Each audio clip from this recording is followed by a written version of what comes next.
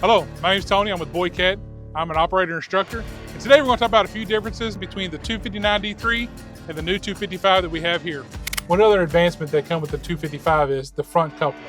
And as you see, the front coupler is easier, it's more efficient, and it's just an all-around better coupler.